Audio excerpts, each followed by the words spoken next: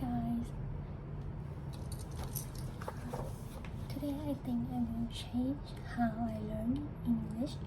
So today I listen to Bloomberg video. I asked AI to create me a transcript to read. So I think it might be good if I practice reading it out loud to make me more comfortable speaking in English. Let's get started.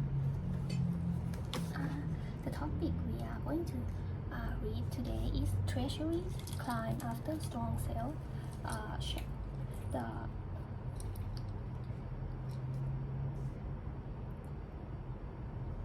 This edition is called Balance of Power. This balance of power live from Washington, D.C. is the last test of President Trump's economic policies. Welcome to the Thursday edition of Balance of Power.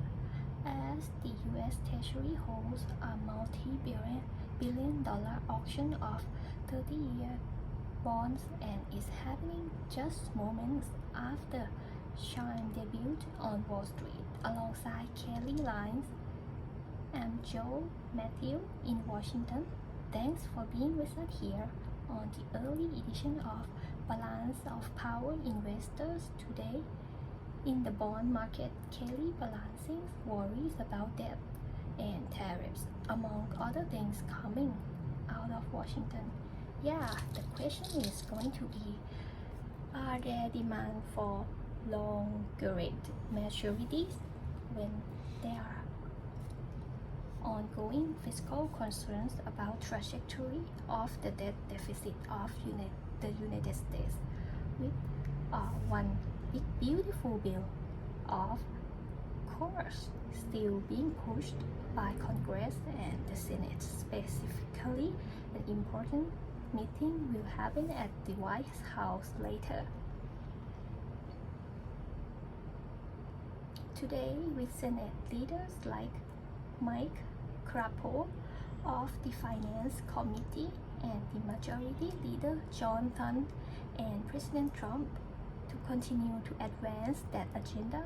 But as we consider the deficit, President Trump just speaking at the White House earlier today suggests he's not going to fire Chairman Powell, but once again encouraged him to cut interest rates, in part to make sure that the debt burden of the United States and those interest payments are not felt so heavily of that, while floating the idea of higher auto tariffs as he tries to repeal signing resolutions today to repeal some statewide EV incentives and the gas car ban in California.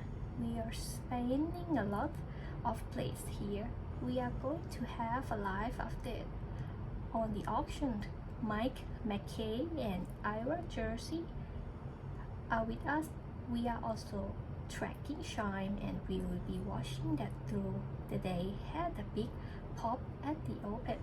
We will see where it goes for the session. Yeah, it actually opened 59% above the IPO price, which was $27 after opening at $43. We are now just around $39. But let's get a check on that and everything else moving in financial markets right now with Charlie Pellet up in New York. Hey Charlie. Hi, thank you very much Kelly. Lines indeed spinning. A lot of plays on the business desk today. A lot of moving parts to this market you mentioned. Chime, let's begin. They have got the Chime IPO with the stock surging right now 46.5%. Financial tech firm first day out ticker CHYM. By the way, that offering led by Morgan Stanley, Goldman Sachs, and JP Morgan Chase The important thing, stock up right now 45.5% on Chime. We have got that 22 billion sale of 30 years old debt, a fresh test on whether spiraling deficits are causing investors to shun the maturity. We will have more on that coming up for you here on Balance of Power. Equity markets higher, but certainly a lot of bouncing around, like right to the number with the S&P now up 12 at 6,034, up by about 2/10 of 1%. The Dow up 20, up under 1/10 of 1%. Nasdaq Composite Index up 32 for Nasdaq. That is again right now 2/10 of 1%. Your 10-year 4.36% with a 2-year 3.5%. Gold up $29 the ounce, 33.85, up 9/10 of 1%. West Texas Intermediate crude little change, up under 1/10 of 1%. And Bitcoin right now down 1.2%. Texas Intermediate crude little change, up under 1/10 of 1%. And Bitcoin right now down 1.2%. 100,000, 7,771 on Bitcoin gain. Chime financial trading underway, bears repeating that stock surging in its first day of trading right now. We got Chime financial up by 48%. The Boeing shares down 4.2%, but we are now getting reports that a single passenger survived that fiery crash of the Air India plane today, that according to an Indian minister who is confirming again at least one crash survivor. Balance of Power continues right now. We back we go to Washington. Once again, your host Joe Matthew, Kelly Lyons, all right, Shirley Pellet in New York. Thank you so much. Keeping track of the stock market for us, keeping track of the Treasury markets as well, which as Shirley mentioned, of course, we just saw a 30-year bond auction that actually drew a lower yield than pre-sale, when issue yield drawing 4.84% on that maturity. The pre-sale yield draw was 4.859%. As a result, while you were already lower across the curve today in the aftermath of PPI data and considering other factors, we are seeing another tick lower today on the 30-year. In the aftermath of this auction, it appears that the demand question perhaps not as bad as some had.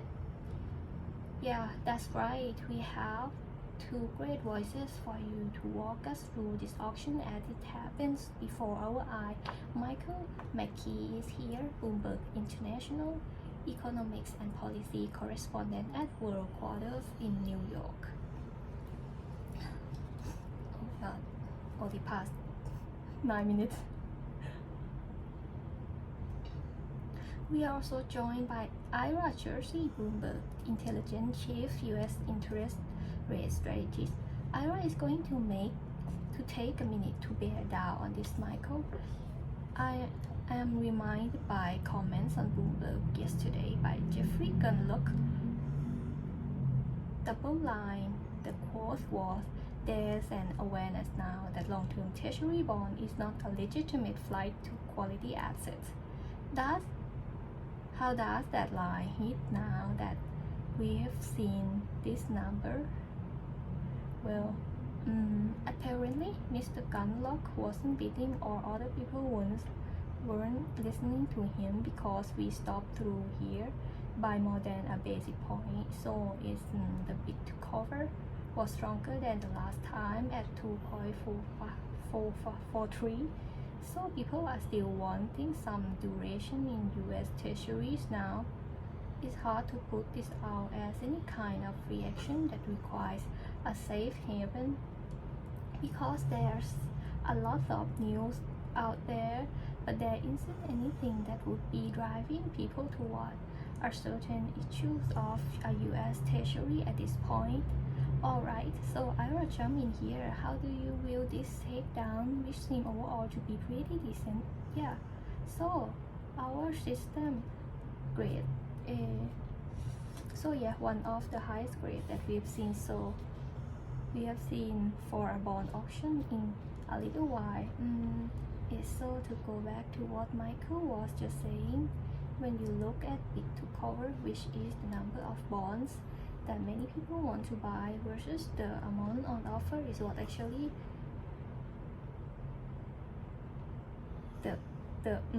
was the highest reopening of the highest during reopening over the last couple of months. And that's important because look at the fact is that people do want long duration. There's still a lot of pension fund and other liability managers, so what we call LDI, investor liability driven investor, who need long duration assets, and there's not many other places to go. So people still have to buy treasuries, and there is a concern for sure that there's growing debt burden of United States is going to make the US debt unsustainable, but that might be true in other assets too, right? So if you are going to Germany, for example, they are probably going to be issuing a whole lot of debt as well. Granted, they are come from a much better starting point in terms of their deficit, but there's a few alternatives that are as liquid as Treasury if you want to buy a long-term debt. Well, might it really speak to the pushback we've been hearing from the White House? Everybody's talking about when the soft data finally creeps into the hard data, when reality is going to catch up with Donald Trump, when people are going to wake up to how bad things are. It just hasn't happened yet. What needs to happen? The passage of the reconciliation bill, when we can put real numbers on that. Well, that will lead to some kind of reaction when you can actually quantify what the debt situation is going to be. But I think what we are talking about here is both ends of the yield curve are not trading necessarily, and Ira can tell me I'm wrong on this, but I don't think they are necessarily trading in terms of the US debt at this point, because as he pointed out, there's independent demand for duration out there, and on the short end of 2 years notes, the Fed basically control that it doesn't move around very much. If the Fed's not moving rates, it is in the middle where you are going to get the reaction, and we have seen that the value of the curve on up has gotten cheaper, yields have risen, but it seems like there's not a lot of direction at the moment because people don't know we are going to end up on debt or on tariff or where the economy is going to from here. Okay, well, Ira, we grade the auction, great. Mike McKay, is he right about that? Yeah, he certainly was, and was very interested. What very interesting, we put out a chart earlier this week in one of our notes about the evolution of yields over the last 2 years, and one of the things that you have noticed is we haven't broken out any range anywhere along the curve, whether it's 2 years, the 10 years, the 30 years, doesn't matter. We are in the same range where we were in 2023. The big difference now, though, is that the two-year yield is close to the bottom of its range, whereas the 30-year yield is toward the top of the range. So that's the yield curve steepening now. The steepening occurs for several different reasons. One is expectations that the Fed is going to cut interest rates. The timing of which and the magnitude of which is still in doubt. But nonetheless, the market is pricing for the Fed to ease at some point over the next 18 months. But then the long end is projecting some of those fiscal fears, but in relationship to the 2-year, right? So we look at this absolute level of 5-year, 30-year yields, and that has to be taken into account. That looked not so long ago, 2-year yields and 30-year yields were exactly the same. Now they are 100 plus basis points apart, right? So you have to consider where all the points on the curve are each other, not only the absolute level of yields at any one time. Still, Ira, you remember the freak out that we saw in the bond market? The yippee reaction as the president called it after Liberation Day. Technically, put that aside for a moment, nothing had actually changed when it comes to the tariffs. They are all about to take effect again. As he said, unilaterally in 1 to 2 weeks, we have reciprocal tariffs that could kick in momentarily in August. The China tariffs. How quickly could we get back to that level of panic? Well, it could happen pretty quickly, but I do not think that the market had repriced, and it had repriced, like I mentioned, in terms of that curve steepening. So there are couples of things that we have to realize. The reason why we worry about foreign demand is because 10 years ago there was massive foreign demand because our current account deficit was huge and ballooning at the time. Today the current account deficit has actually shrunk quite a lot, and if it shrink more because our trade balance gets better with other countries, you will see foreign demand just decline even further, because one of big reasons that you see in this foreign demand is the recycling of dollars due to trade imbalance. If that change, then you have to see more domestic demand for Treasury securities, and that is where you might wind up with somewhat of a repricing, in that people are going to say, okay, look, there's not enough domestic saving in the United States to meet the demand of a growing Treasury market, and because of that, you could wind up seeing in general slightly higher yields, and probably, in my view, with somewhat steeper yield curve over time, as and might make it. Before we let you go, do you want to know what we heard from President Trump at the White House in regard to the Fed chairman and the Fed's policy stance overall? He reiterated that he's not going to fire Jerome Powell, but looking at the inflation data, he still is of the belief the Fed needs to cut rates by 100 basis points, or maybe even 2 full points, in part because he said that would mean we save a bunch of money on interest costs. When we consider the federal debt, does the Fed take that into account at all? No, that you get the same reaction from the Fed to that as if, Kelly, you walk into the bank and said, I want you to cut the interest rate on my credit card because I've spent so much money that I can't afford the interest cost. The banker would laugh you out, and that's the Fed. Wouldn't be that rude, but they are not going to pay any attention to the president in that case. I mean, they realize that because rates are high, It is costing the government more money, but it's not their fault. Their job is to control price and keep prices stable, so they are going to do that above all else. And the collateral damage come about for other reasons. Alright, Mikhail Mackey, Bloomberg International Economics and Policy Correspondent, as well as Ira Jury, who cover it for us at Bloomberg International. Thank you both so much for joining us. Ira, of course, our chief US interest rate strategist, help us breaking down this bond auction, 30-year Treasury bond auction. Specifically, a lot of concern about demand for the maturity and demand proving to be pretty solid.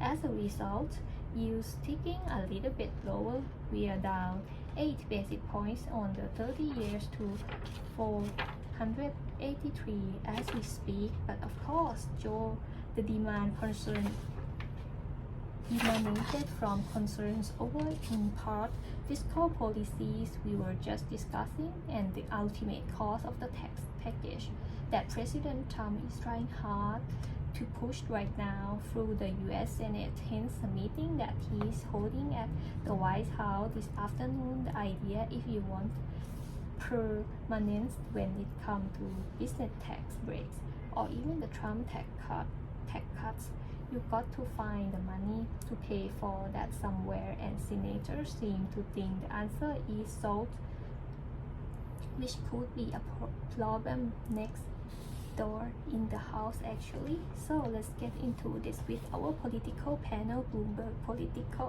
politics contributors Rick Davis and Jenny Sciancino are with us. Rick, of course, Stone Court Capital partner and Republican strategist.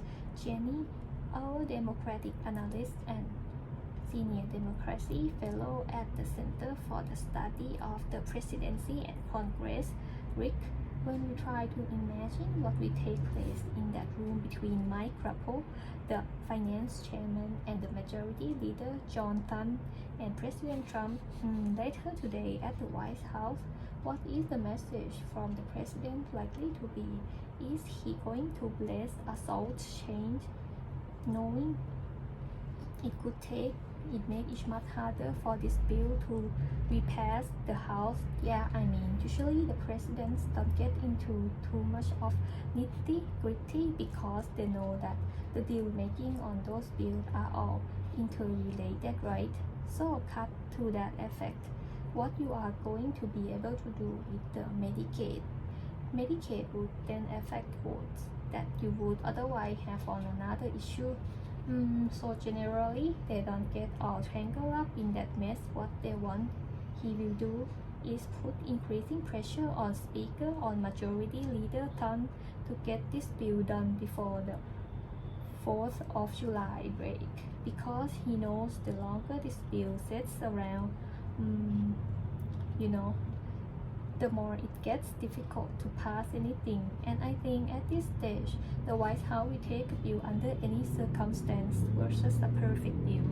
And the reality is the Senate is making big changes. So the question is what will pass the House, after they get it out. Rick reminding us of the old line time kills deal.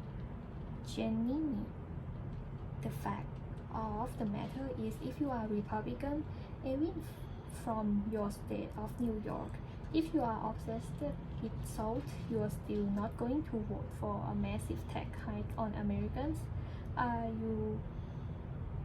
If you vote no for this bill and it doesn't pass, that's what they get. But the reality is, for people like Mike Lawler or so many of the Republicans in a state like New York, California, Jersey, with high taxes, they are voting for a tax increase for their folks anyway, who have been suffering since the issue with salt emerged as a result of 2017. So for them, it doesn't make difference. They know that they are politically going to be in huge trouble if they don't move forward in salt. And so do I. So I do think their threat is very, very real, and Rick is absolutely right.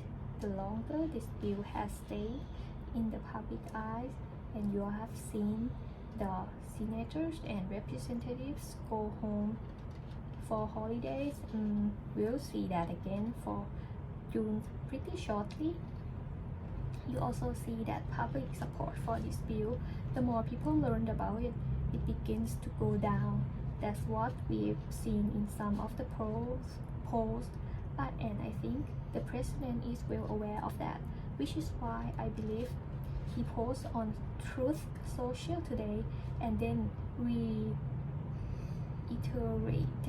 in his comments his welcome of Rand Paul, because Rand Paul has been very critical about the border funding for this bill, and President Trump is usually not so welcoming and supportive unless he knows he needs you or he needs to pull you along. So I think he's well aware of what is going on in this polls. Well, that's not where the president through social post stopped today, Rick's. But we also got an interesting one specifically on the labor market and immigration, where the president said our great farmers and people in the hotel and leisure business have been stating that our very aggressive policy on immigration is taking very good long-term workers away from them, with those jobs being almost impossible to replace. He goes on to say this is not good finishes with change are coming, and admission that labor shortages are resulting from his policy. Rick, therefore, what policy changes do you think we are really likely to see?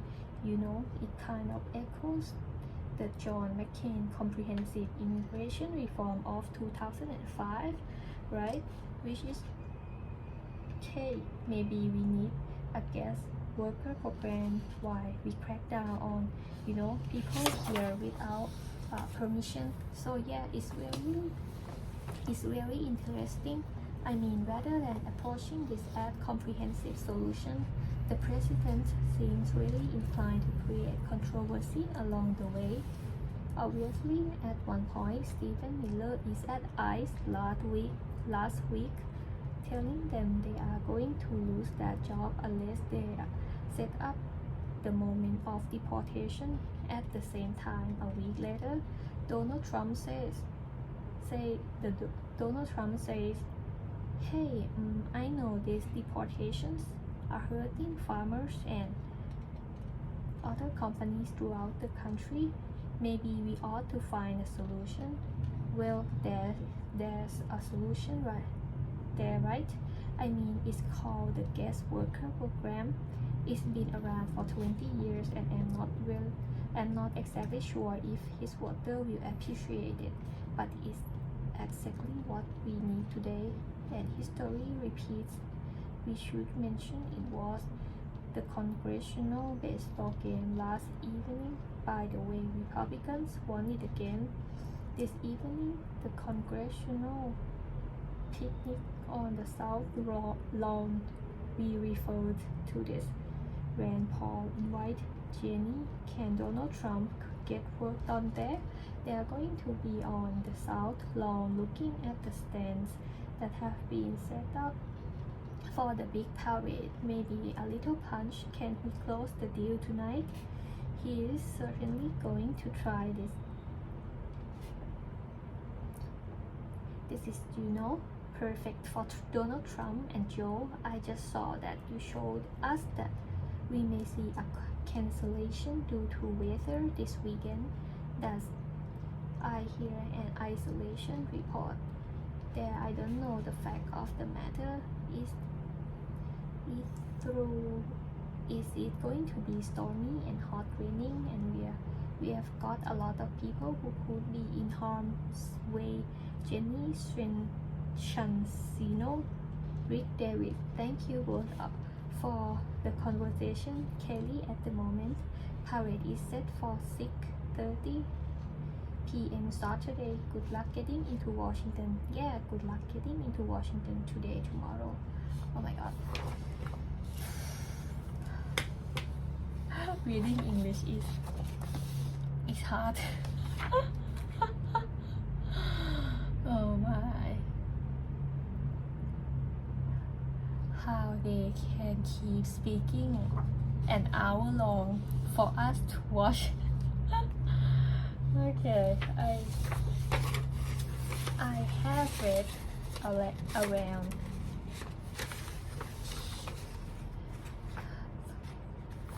4.5 pages here, and and my mouth is tired.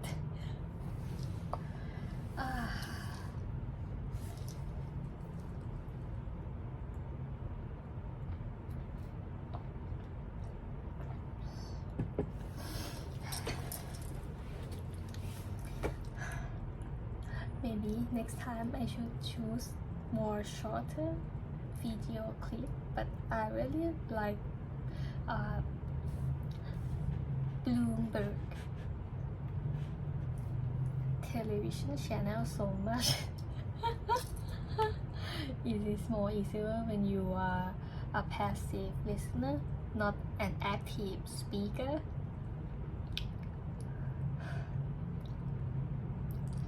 Should I continue or should I stop here? I am thirsty.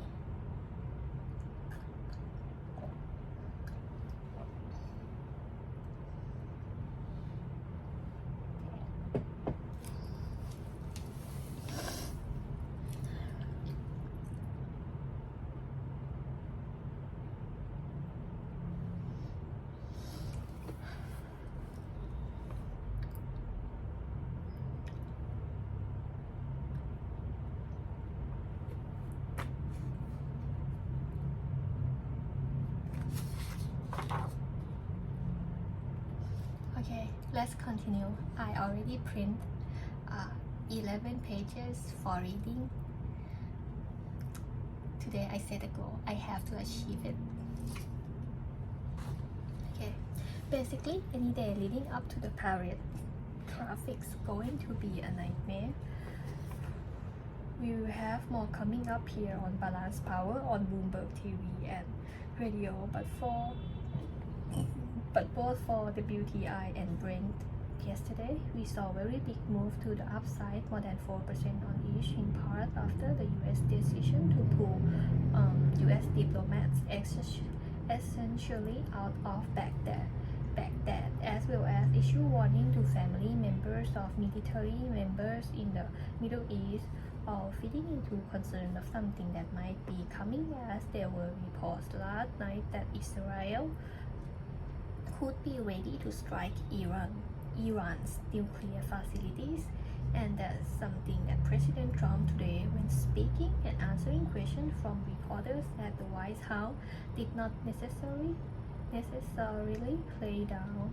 Joe, he suggests there could be massive conflict coming. That's right, he said it could well happen, knowing of course that talks are still set for Sunday. Steve Witkoff will be in Oman, and there could be some posturing ahead of these talks, but this is a precarious moment, and Michael Allen from Bacon Global Strategy was the first to float the idea here on the program when Benjamin Netanyahu come to town at that. That is, in fact, when they were talking about Michael, we know that President Trump's wave off that attack at the time is become known since then. At least is he going to wave off this one? I think he might try.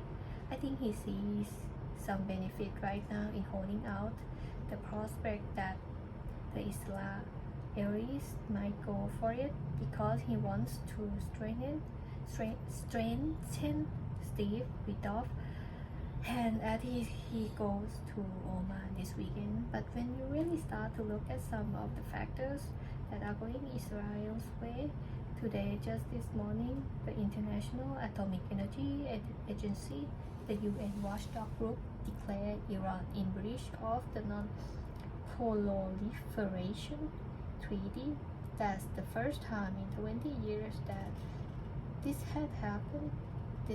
That is significant around the globe.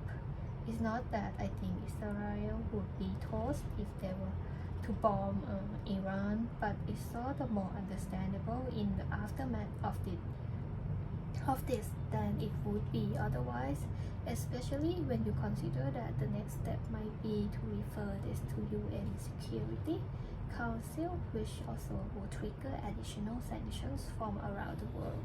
If Iran gets out of Non-Proliferation Treaty altogether, that could almost be an invitation for Israel to go for it. Okay, so many provide Israel some cover, but at the same time, wouldn't those very same things you are talking about signal that US has no real hope of getting a nuclear deal with Iran? When Iran is doing such things, I think it's really tough, because when you think about enrichment, our position is no enrichment in Iran. Their position is this is one of our red lines and we can't give it up. And we are talking about consortium. Could we do nuclear fuel rods somewhere else in Middle East? And Iran, I think, is basically say no, it needs to be inside of our own territory, and I think that's why the talks have found so far. So let this happen. Does the US provide logistical support, actual hardware? What would be the relationship, or do we sit back and watch this happen? So this is the $1 million question we have turned over already. The type of munitions that the Israelis would need, presumably they would want the MOAB, the mother of all bombs, or the bunker busters. They would probably want some refueling help from the United States, but what they really need is what we did last 2 times. There were missiles and drones going between the 2 countries. They need the US Navy out here with Aegis destroyers knocking down some of these Iranian incoming, and I don't know if President Trump is ready to do these 3 things now. The Israelis may go for it anyway. They are famously creative and think paper, pager operation, and a million other things, so they may not need the bunker buster, or they may have an alternative plan. But these are some big question marks. Well, and as you bring us back to what we have seen in the past, when Iran has sent drones and missiles toward Israel, those were largely intercepted, not just with help of the US, but with Jordan as well. So when we consider the potential for Iranian retaliation, here is there some major damage that they actually can successfully inflict, considering they were successful in past iterations. They might be able to get, I presumably, they would throw a lot more ballistic missiles and weather into Israel, so it may well hit this time. But I think what they are really worried about, the United States in particular, is would the Iranians hit the Gulf ally of Israel and the United States, what would happen in Saudi Arabia? No, remember they hit Abqaiq last time, the big gigantic oil facility. They have also taken, at least the Houthis have taken shots in the UAE before. So I think the Iranians have signaled, you know what, if it got hit, don't think that it just coming back at Israel. It may become it may come also to your golf ally. So that's a big configuration right there. What do you make of the move in Iraq? We are trying to get US personnel out of the way already. What is the target in Iraq that would be of value to Iran? Well, just any place where there are concentrations of Americans in the Middle East that are within sort of this is more symbolic than anything else. We have troops there, we have a bigger American presence generally speaking, and so I think it's prudent for us to take non-essential personnel and give them the opportunity to leave. But it's a core, it's something we need to look at. This fact is look at is a factor. It's a signal for thinking about where United States is starting to take precautionary measures. Well, and how far in advance do we typically take those that signal in that could be within days? What we are talking about here before Sunday, before WisCon even gets to Oman, try to deal with things diplomatically.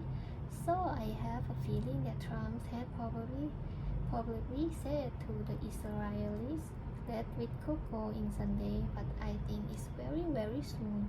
You know what? I think the Israelis are also operationally ready. They made a bunch of bombing runs down to hit the Houthis. The way I understand Israeli able to practice some refueling, certainly in the distance that it takes to get down there, otherwise get into the nice rights formation, have some operational readiness concern addressed by that operation. So diplomatically, the air defense being down in Israel, the military in Israel being really ready, it could be it could read into this that something's going to happen soon. You were Special Assistant for National Security in the George W. Bush administration. Would you be telling the president now that there is still an opportunity for a diplomatic situation, or prepare for war? I would say prepare for war, but that is the moment at which you could have a diplomatic solution when you got really close up to the line. So I would never rule it out completely, but I definitely think the United States needs to be thinking through, and apparently we are. What would the third order implications be of this type of strike? It would be big. Now Israel has got a lot of creative ways to go after all these different sites across Iran, so this could be a really multi-day, maybe even multi-week type of operation. Well, we will plan to stay in touch with you as things develop. Michael Allen of Bacon Global Strategies, thank you as always for joining us as we continue to track this story for you here on Bloomberg TV. And Radio One of just many stories around the world. We have our eye on today. We are also watching, of course. Okay. My mouth is really tired now, so I understand mostly what they're talking about. Yeah, war, like Treasury, interest rate, like fiscal policy deficit of the United States. But I cannot write articles about it because my grammar is not that good. I am learning it now, and I cannot speak like fluently, like from my own words. Yeah, because my writing skill is not good, and maybe my speaking skill is not good as well. So now I try to repeat what other native speaker speaking here. yeah, I think I have to move on to do other things, such as, I don't know, but yeah, I already listened to the clip.